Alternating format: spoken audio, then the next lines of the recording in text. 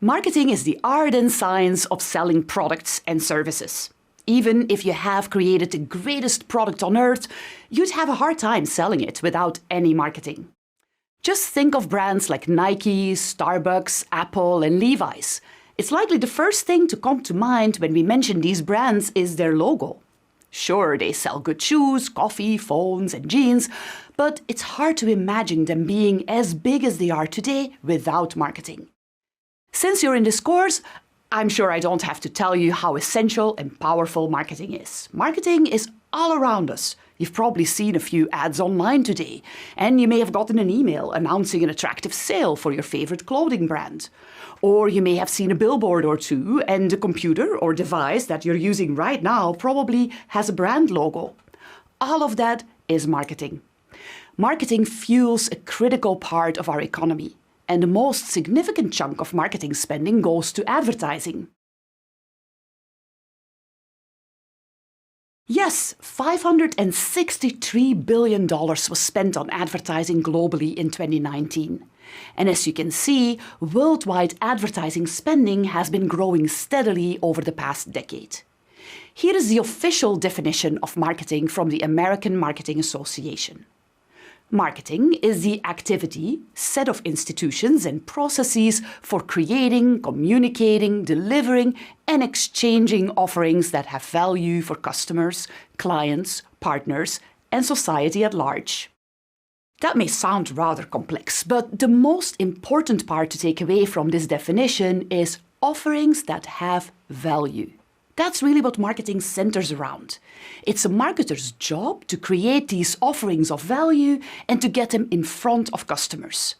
At its core, marketing involves 4 steps. Understanding and studying the audience or customers for a product. Creating messages related to or promoting the product.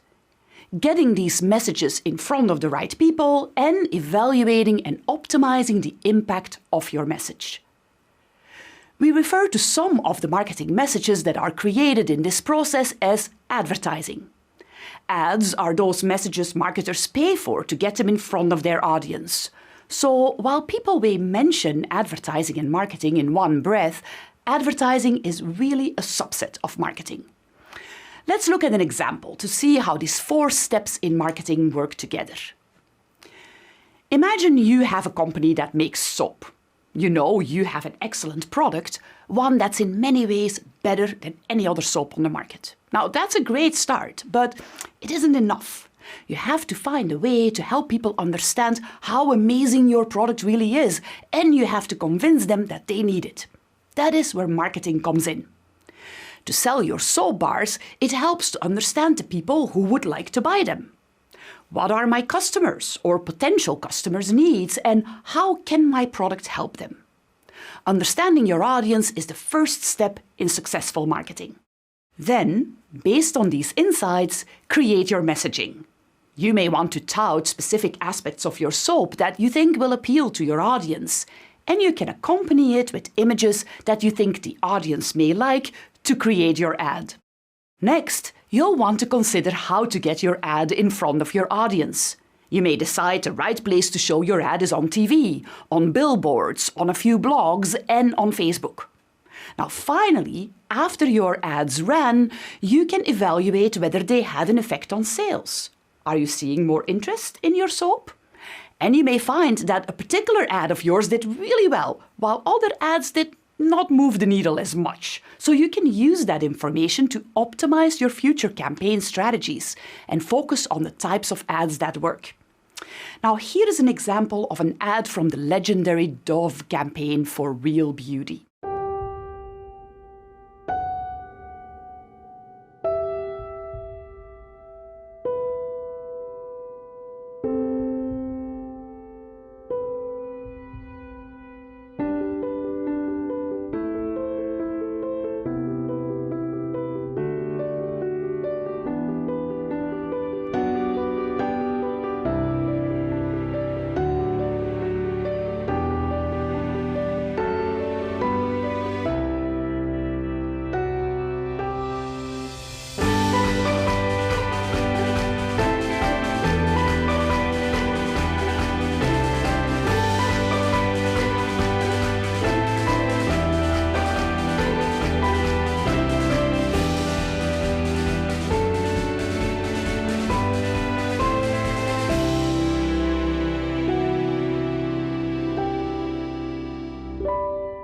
The marketers behind this campaign relied on extensive research to help them understand what goes through people's minds when it comes to selecting beauty and personal care products.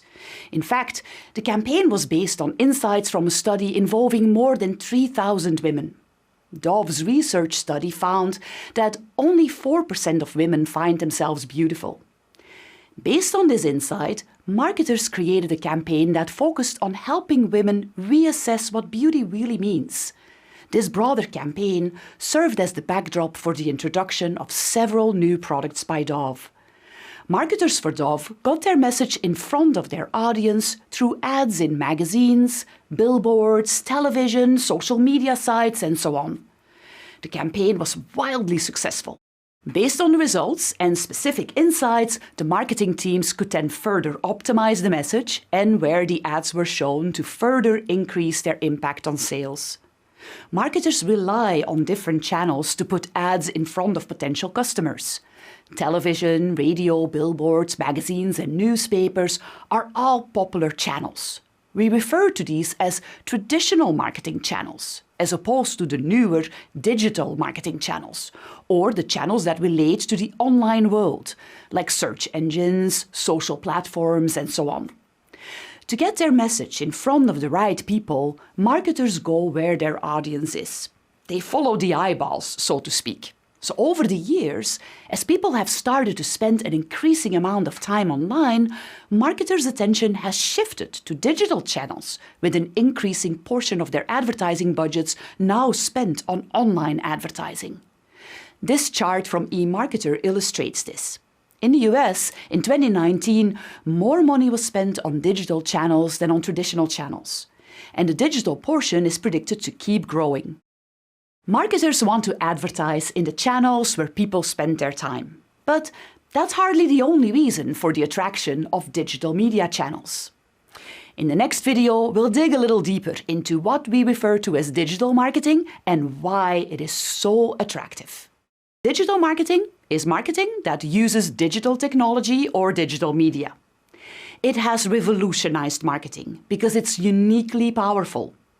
Let's watch this ad for Friskies cat food that aired on TV in the 1970s. The goal was to generate awareness and interest among cat owners for the Friskies brand. Little Friskies, ain't we got fun? Ain't we got fun? Little Friskies, ain't we got fun? By the bag full, by the bowl full, ain't we got fun? Lots of flavor, very tasty, ain't we got fun? Little Friskies, ain't we got fun? The fun of Little Friskies is in its flavor. That's why cats love it. Little Friskies.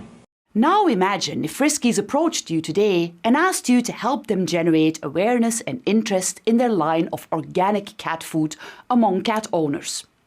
Would a TV ad still be the most obvious choice? Probably not.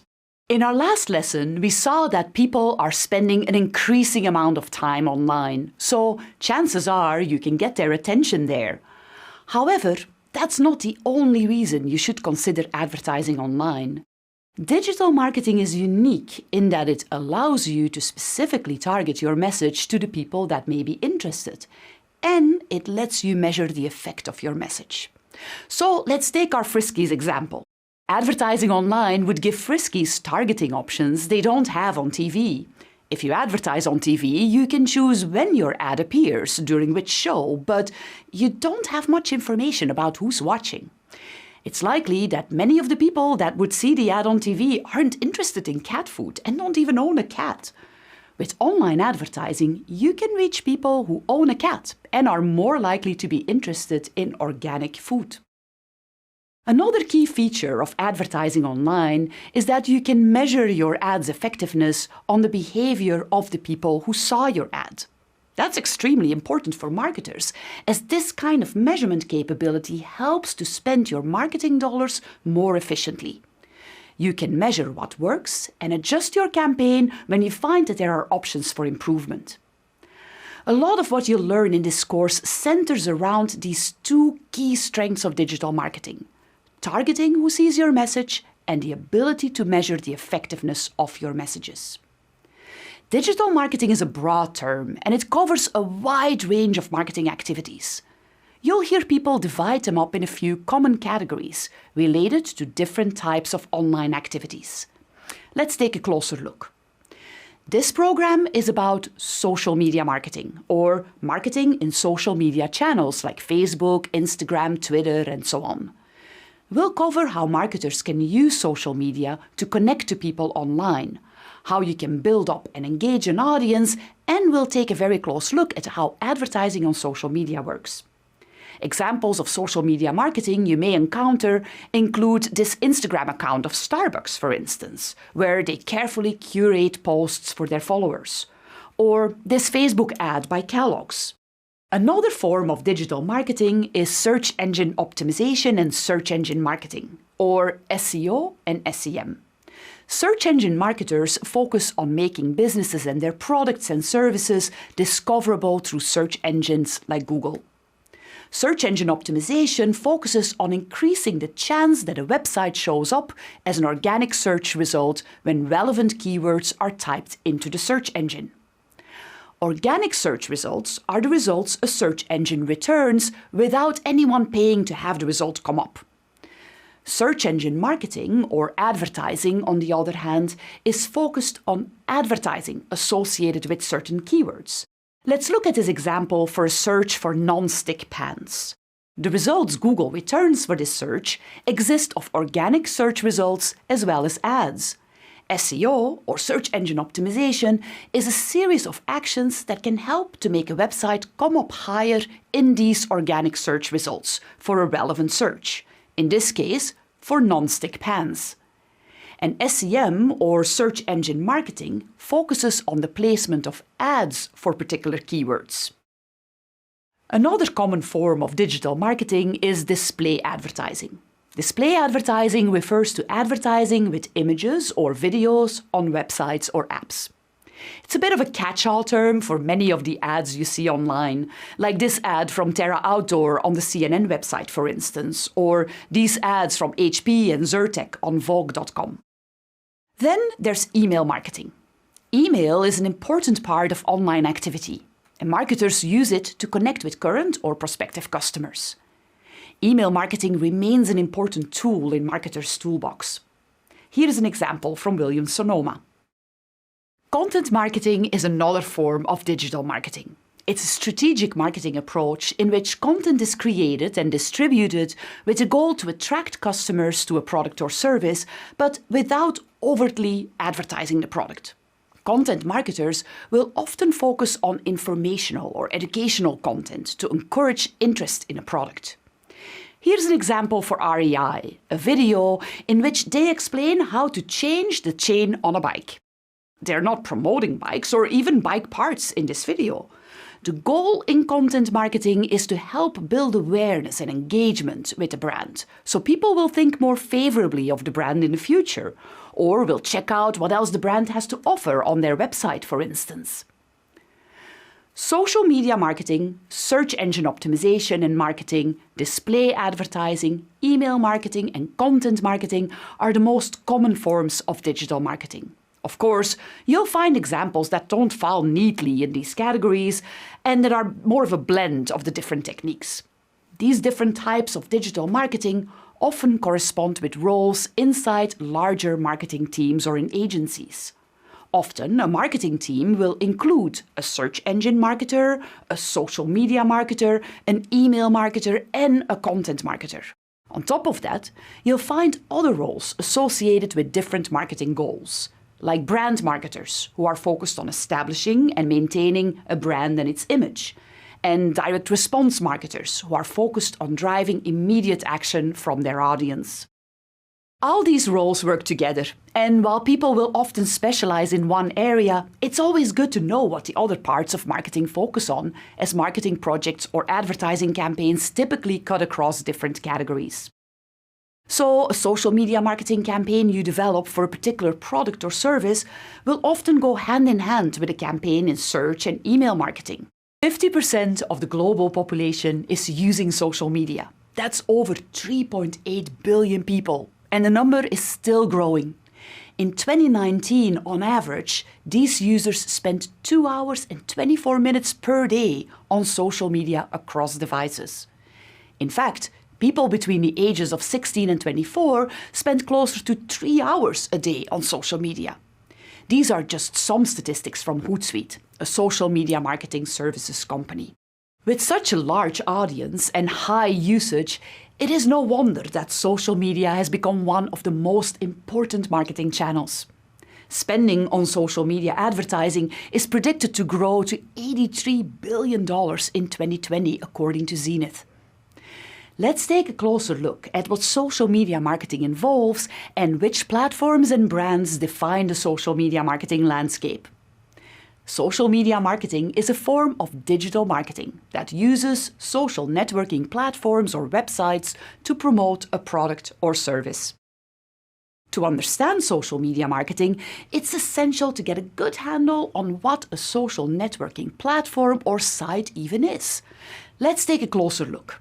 In 1996, 6degrees.com launched, named after the 6 degrees of separation theory, which suggests that any person is related to any other person through 5 intermediaries. So, if I would take 2 random people, person A and B, I can connect them through no more than 5 other people. Person A knows a person who knows a person who knows a person who knows a person who knows a person who knows person B. So any 2 people are no more than 6 degrees apart. 6degrees.com was really the first social networking site where people could create a profile, find out who they were connected to, and build a network they could communicate with. Soon after, other sites emerged that used that same networking principle, like Friendster, MySpace, Facebook, and LinkedIn. Initially, these sites were focused on finding connections, but very soon they became engines for communication and information sharing.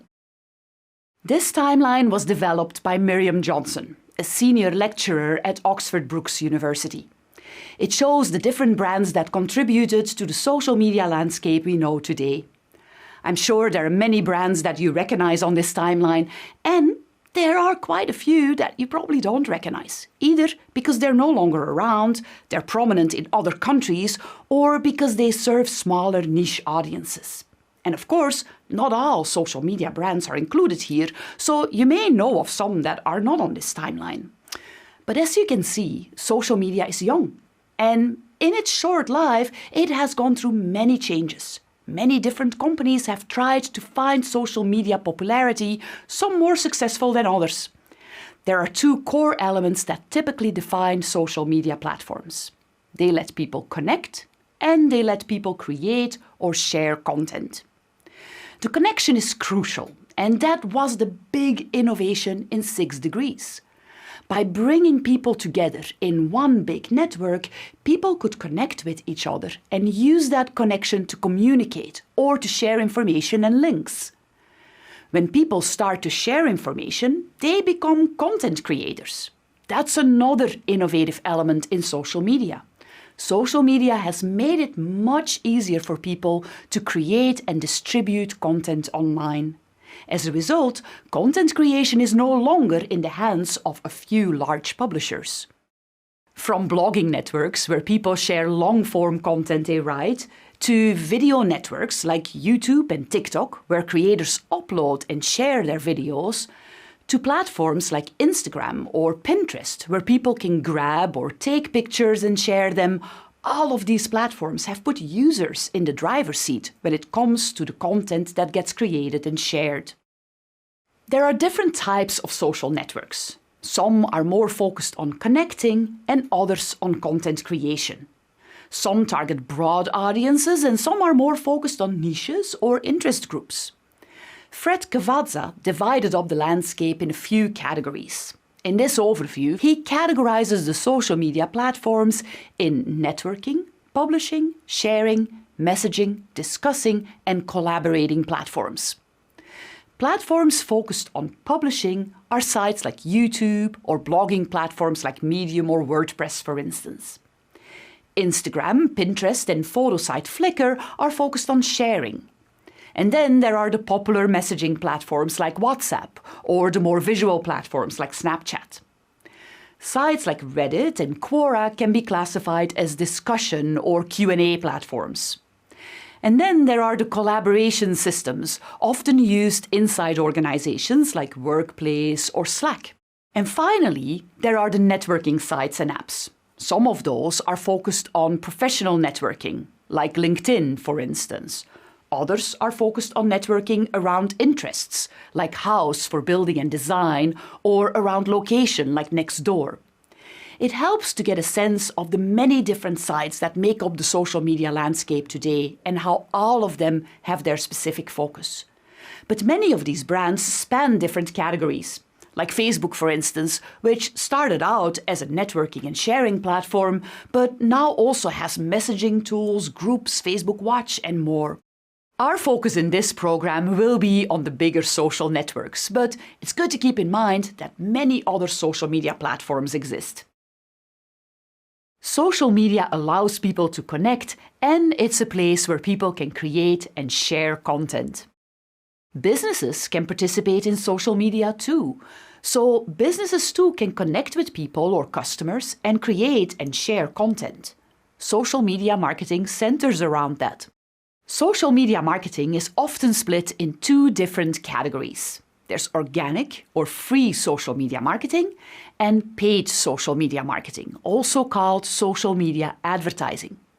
Let's look at what that means.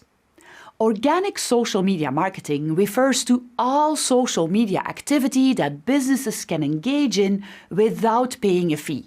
It's an important part of marketing, as social media users have come to expect that their favorite brands or the businesses they interact with are present on social media. Organic social media marketing typically involves establishing a business profile or a business presence in the social media channels that matter to users. For instance, setting up a Facebook business page or an Instagram account for business. Engaging with users on social media through posts, tweets, comments, sharing, and so on. Connecting with customers through messaging platforms like WhatsApp, for instance, often used for more individual customer service. Paid social media marketing or social media advertising refers to promoting a business's presence or message through advertising on social media platforms. That could be ads on Facebook or promoted tweets on Twitter or promoted posts on Instagram and so on. Organic and paid social media marketing go hand in hand.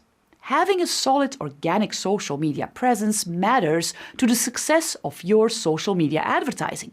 And ads, on the other hand, can strengthen your organic presence. You'll learn all about that in this program, but let's look at an example of organic versus paid social marketing first. Let's take Staples, an office supply chain. Here is their Facebook page in which they regularly post about new products, provide useful tips, and so on. They also have a presence on Instagram. Here are a few of their posts. And you can find them on Twitter too. Staples posts on these accounts all fall under organic social media marketing. They don't have to pay to create these pages or these posts, and it's a way for them to interact with their customers and prospects. But Staples also uses advertising on social media platforms to reach a broader audience. Here are two examples of ads they ran on Facebook and Instagram.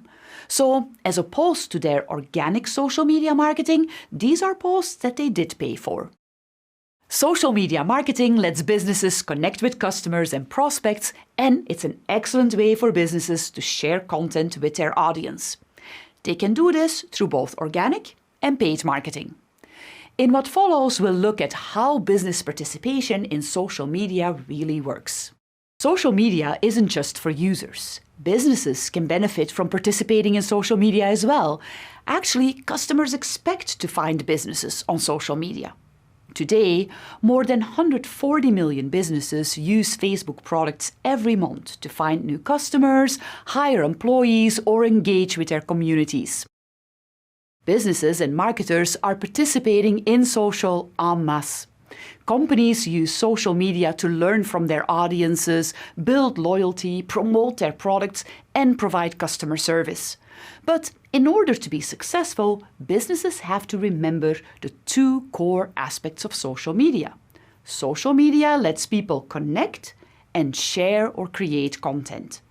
Participating in social media requires attention to both of these aspects. Yes, businesses can share content and promotional messages, but they should not forget that social media is also about connecting with people.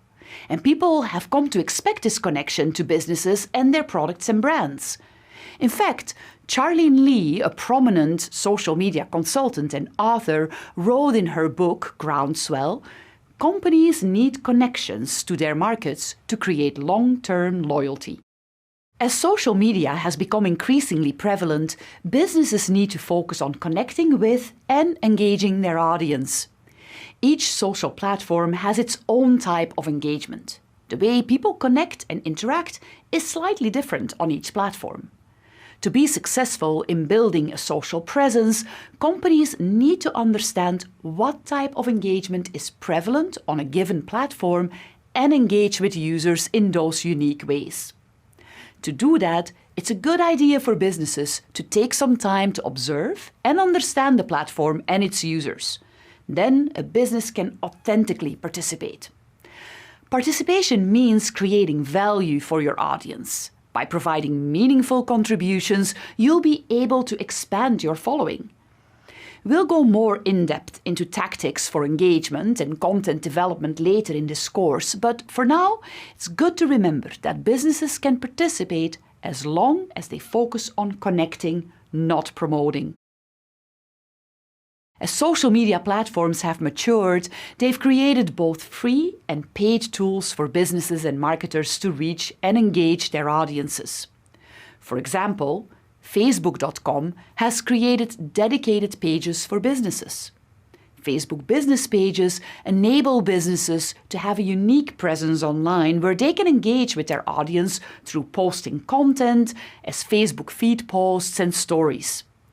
Users on Facebook can engage with businesses through comments, reactions, one-on-one chats through Messenger, and they can share content from businesses with their friends. Facebook is not alone in creating dedicated tools for business. Here we see Taco Bell's Twitter profile, where Taco Bell can engage with the Twitter community through bite-sized messages known as tweets, and Anthropologie's Pinterest page, where Anthropologie can pin inspirational content for their Pinterest followers to browse. Platforms like WeChat also have unique opportunities for businesses to create and share content with their audience, as you can see here in these posts on Starbucks' WeChat page. Along with page, profiles, and publishing tools, which are free for businesses to use, most of the more established social media platforms also have paid promotional offerings.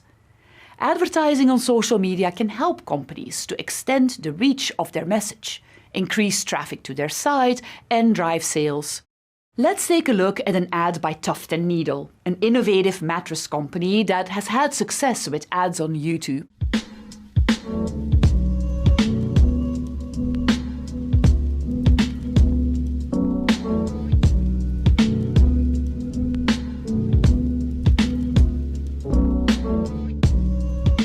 Here's what Dai Park and JT Marino, the founders of Tuft & Needle, had to say about their advertising on YouTube. We've definitely seen an impact with YouTube. We started our company 5 years ago with just $6,000 and did $100 million in sales last year, and about 1 million people will be sleeping on a Tuft & Needle mattress by year's end. We believe that we'll be able to continue scaling our company to the size we can become using YouTube the entire way. We absolutely feel like we're living the American dream. Those are some impressive sales numbers, and that's just one example of how marketers benefit from advertising in social media. Let's take a quick look at one more ad example.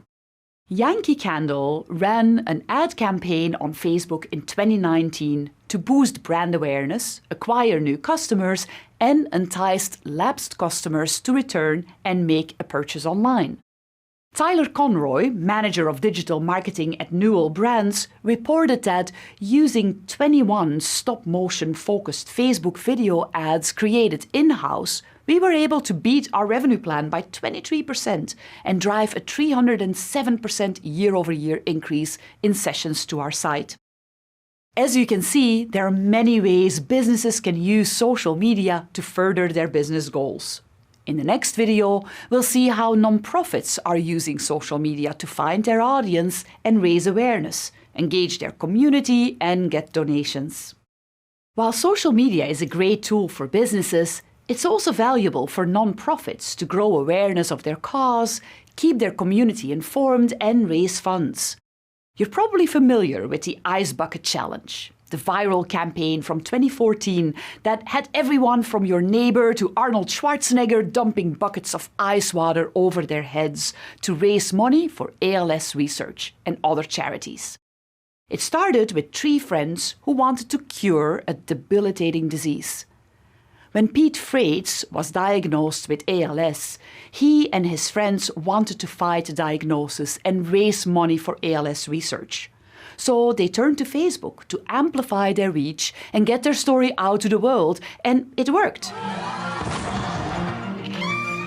Very, very cold.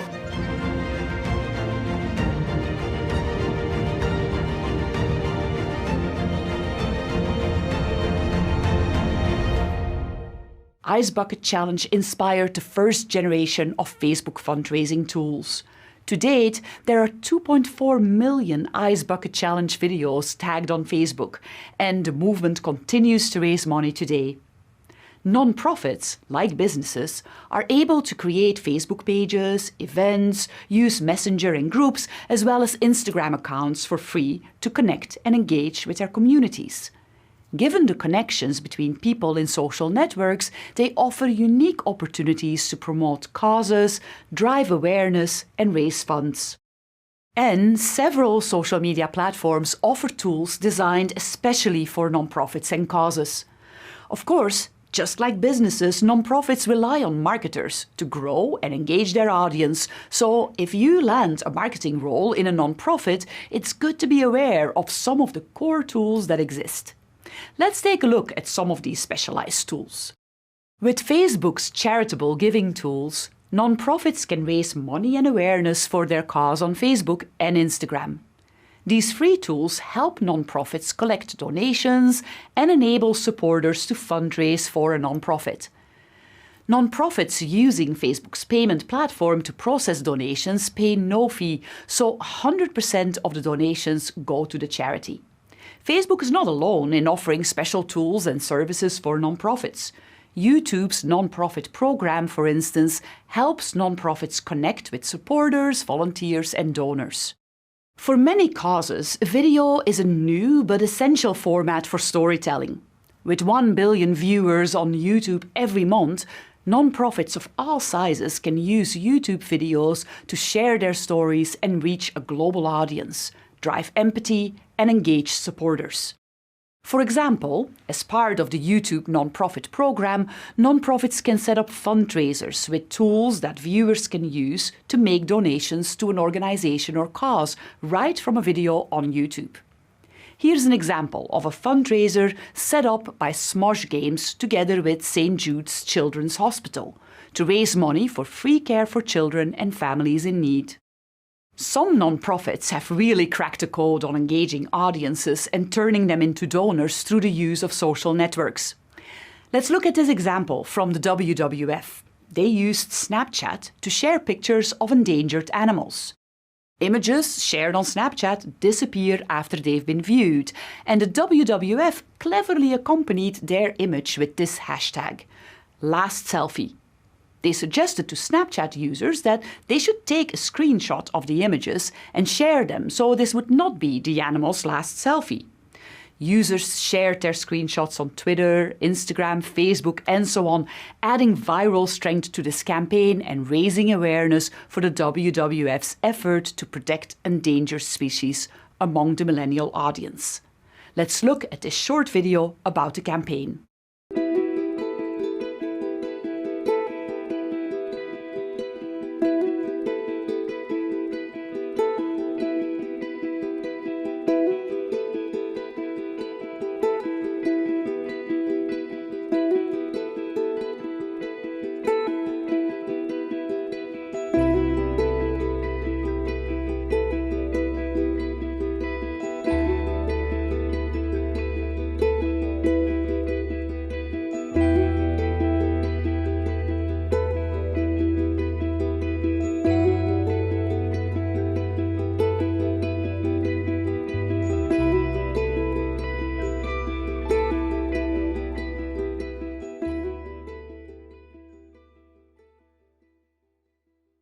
Finally, I would like to mention two organizations that have created tools that help people to tap into the power of social networks to help their cause.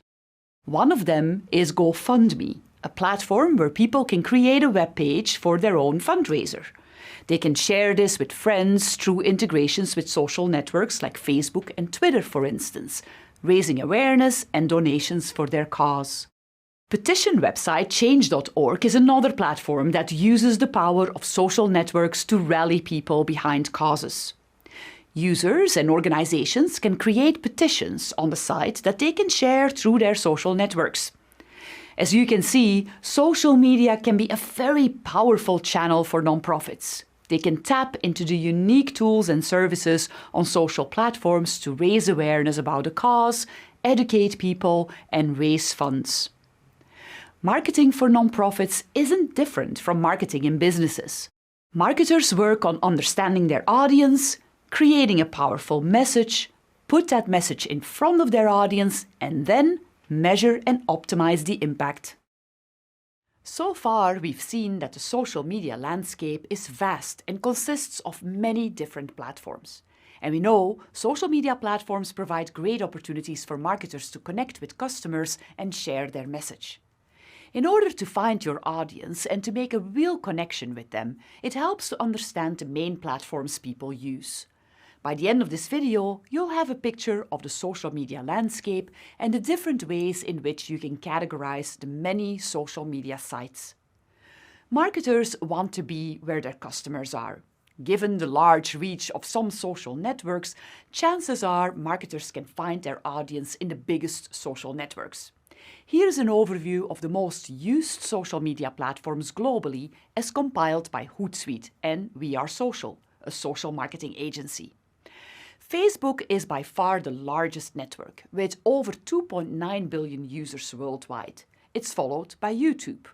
WhatsApp, WeChat, and Messenger are the largest messaging-focused platforms. YouTube is the second largest social media platform in 2022. Instagram, also part of the Meta family, is another big platform with over 1 billion users. TikTok, the very fast-growing video-based network, follows, and then Douyin, the Chinese version of TikTok. QQ and Sina Weibo, both also primarily used in China, round off the top 10 list. The Chinese video-sharing platform Kaishu follows, then Snapchat, Telegram, and Pinterest. Twitter, Reddit, and Quora close off the list of the world's most used social media platforms. Later in this module, we'll take a closer look at most of these platforms to help you get a better feel for how they work and how marketers use them. Aside from the size of the audience of these different networks, it's important for marketers to consider the demographics of the people that use these platforms. Understanding the demographics of the users of the different networks will help marketers choose the social media where most of their customers are active.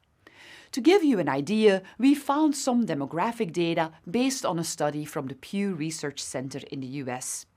As you can see, different products appeal more or less to different demographics, such as age groups. YouTube and Facebook are used by people of almost any age group. 60% of people between the ages of 18 and 29 use Snapchat, but Snapchat sees little usage from older age groups. Instagram also skews younger, but we do see 48% of people between the ages of 30 and 49 using the platform as well. Twitter reaches a much smaller audience overall, with a skew towards the younger age group. LinkedIn sees slightly more adoption among the 30 to 49-year-olds, an effect of its specific focus on a professional audience. Pinterest, while smaller, has an almost equal reach among the under 30 and under 40 audiences. When it comes to gender, YouTube has a pretty similar reach among men and women. Facebook, Snapchat, and Instagram all skew slightly female, whereas LinkedIn and Twitter skew slightly male. Pinterest is a clear outlier with 46% reach among women and only 16% reach among men. We discussed the biggest platforms, but of course there are many more.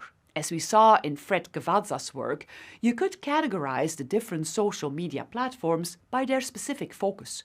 For instance, some focus on publishing, others on sharing, messaging, on discussing and collaborating or networking. You could also categorize social media based on the specific audiences and interests they tailor to. Niche platforms like Behance, for instance, focus on bringing artists together. A platform like Twitch is focused on gamers, and House focuses on architects and designers or people who are building or improving a house. Niche groups like these can be very attractive to marketers, depending on the product or service they sell.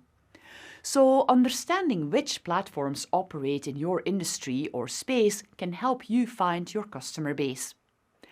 There are many different ways to describe and categorize social media sites, but there are a few platforms that you will need to understand as a social media marketer today. In what follows, we'll give you an overview of the most important social media platforms, who their users are, and what they use them for. We'll also look at the opportunities they offer for marketers. Facebook is the biggest social media platform. Parent company Meta not only encompasses the Facebook platform, but also Instagram, Messenger, WhatsApp, and several others you may know as well. With 3 billion people across all of their platforms each month, it has the largest and most global audience. So it will come as no surprise that Meta features in almost any social media marketer strategy.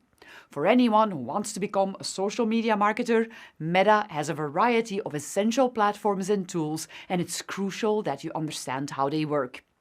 In this program, we'll explore Meta and its accompanying platforms in depth. It will help you market within the platform, but you will also find that Meta has a large influence on the social media marketing landscape today, and other platforms in the industry often follow its lead. As a result, a solid understanding of Meta will set you up for success, even if you explore using other social media sites. In this video, we'll take a brief look at the history of Meta and how it became the group of apps and services that we know today. Facebook was founded in 2004 by Mark Zuckerberg, Eduardo Saverin, Andrew McCollum, Dustin Moskovitz, and Chris Hughes, while they were students at Harvard. At the time, different student houses on campus each had their Facebooks, a photo directory with all the members of each house. Mark and his friends wanted to create an online directory that would bring all these Facebooks together. They coded the site with the intention to connect students all over the university and called their directory The Facebook. Later, they dropped "the" from their name and the company was moved to Palo Alto in 2004. The site was an immediate success on the Harvard campus, and soon the four friends expanded access to their platform to more universities and high schools. Millions of people joined, and in 2006, Facebook started giving access to employees at a few companies. In fact, at the time, I was at Yahoo, and we were one of the companies that was given access. I still remember the hype it created in the company and how quick we were to all use this privilege and create our profiles. It helped us to connect to each other, but the platform became really powerful once access was opened up to everyone in 2006. Usage grew exponentially, and long-lost connections were found, updates shared, and friendships rekindled. The core functionality of Facebook in the early days was exactly as it is now. You create a profile on the site and you find people to connect and share updates with. But since then, Facebook has added a lot of features and new ways for people to interact. We'll learn all about those in future videos. Let's take a quick look through the company timeline first and see how Facebook, now known as Meta, grew over the years. 4 years after its launch in 2004, Meta launched its first Facebook mobile app for iOS. Later, in 2008, Meta introduced Facebook Messenger, an app to let people directly connect to each other to chat. Then, in 2012, Meta acquired photo-sharing app Instagram. While Facebook already offered its users the ability to share photos, with Meta's acquisition of Instagram, they added sharing of mobile photos. At the time of the acquisition, Meta vowed to keep and build on Instagram's strengths rather than integrating the functionality into the Facebook app. Hence, Facebook and Instagram have remained separate apps, each serving their specific audience. A few years later, in early 2014, Meta announced it had bought the popular global cross-platform mobile messaging app WhatsApp. WhatsApp's easy functionality would make it possible for more people to connect, an essential part of the Meta mission. Shortly after, Meta acquired Oculus VR, which at the time was the leader in immersive virtual reality technology and the seller of the Oculus Rift headsets that transport people into virtual reality. Using the headset, people can immerse themselves in a different reality and connect with each other, mostly for the purpose of playing games. At the time, Mark Zuckerberg in a press release said, "Mobile is the platform of today, and now we're also getting ready for the platforms of tomorrow." Oculus has the chance to create the most social platform ever and change the way we work, play, and communicate. This quote is helpful to understand the vision behind the focus on virtual reality. As Meta grew, it used an internal version of its platform to help its employees stay connected and get work done, called Workplace. In 2016, Meta announced that Workplace would become available to any company around the world that wants to use it. It's yet another way for people to stay connected, but now at work. In 2018, Meta introduced Portal, an immersive video calling device that lets people have video calls through Messenger or WhatsApp on the Portal device or even on their TV. With some neat augmented reality features and functionality that lets the camera follow you as you move around, it enhances the video calling experience. In 2019, Novi was introduced. Novi is a digital wallet created by Meta that lets people send and hold Pax Dollar, a digital currency. Novi is new, but according to the press release from Meta, it is meant to make sending money as easy as sending a message. You'll be able to use Novi as a standalone app as well as in Messenger and WhatsApp. These are just some of the notable products that Meta has built over the years. Meta is young, but it has had a profound impact on the way we connect and interact around the world. In the next video, let's look at how Meta's products enable growth for businesses around the world through different marketing opportunities. We know Meta's apps and services are popular. I bet you've used several of them yourself. In fact, I know that it's a good bet because over 3 billion people around the world use Meta products to connect and share with each other. But now, let's look at these products through a marketing lens. By the end of this video, you'll know how to distinguish between the different advertising opportunities that exist among the Meta apps and services. If you've used any of the Meta products, I'm sure you've come across ads. Ads are part of the experience in Facebook, Instagram, and Messenger. For businesses, these ads are great opportunities for growth, and aside from Facebook, Instagram, and Messenger, Meta also offers a product called Audience Network, which offers businesses yet another way to connect to their users. Let's take a look at how each of these products can help a business. Facebook is the most widely used of the different Meta apps and services. Businesses and people use Facebook to make meaningful connections and share.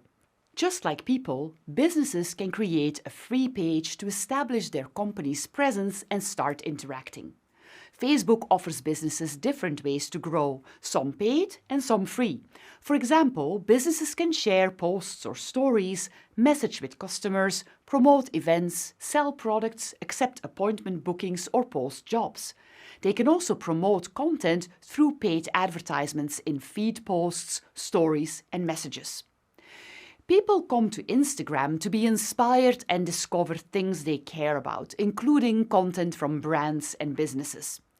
With Instagram, businesses can grow their brand for free by sharing photos and videos and exchanging direct messages with people. Plus, they can extend their brand's reach and awareness with paid advertising. Instagram is a visual platform to explore and interact with people looking to connect with businesses. Businesses can interact with people through messages and comments on Facebook, Instagram, and Messenger. Messenger lets businesses instantly connect with people on their Facebook page or the Messenger app and make conversations happen in real time. Businesses can use Messenger to make suggestions, assist with sales, and offer support in one continuous conversation. They can also create ads with an integration that lets people click to Messenger to start conversations with potential customers or create sponsored messages to connect with people. While businesses can advertise to people on Facebook, Instagram, and Messenger, there is one more way in which businesses can use Meta to grow, and that is through the audience network. While people spend a lot of their time on Meta's platforms, they are also spending time in other apps. Audience Network is a collection of apps and websites that Meta partners with to allow advertisers to extend their Facebook and Instagram advertisements across the internet. We will learn how to advertise on Meta's platforms later, but for now, it's good to know that you can advertise on Facebook, Instagram, and Messenger, but also on a collection of apps and websites that are not owned by Meta. This allows advertisers to reach a wider network of people and placements. Businesses can deliver the same ad they create for their Facebook campaign through the audience network, and it'll automatically adapt to fit the app or website where it appears. For businesses who want to grow and connect to their audience, these Meta apps and services are very powerful. The tools you can use to access these platforms as a business are all connected, making it possible to create content on one platform and deliver it across the other apps. For example, you can create one advertising campaign that will deliver ads to Facebook, Instagram, Messenger, and the Audience Network. You learn in this program how to do that in Meta's Ads Manager. You now have a better understanding of the different products Meta offers and the apps and services businesses can use to grow. Now it's time to look at the main social platforms in a bit more detail. We'll start with Facebook, Instagram, and WhatsApp. And then we'll cover other platforms outside the Meta family.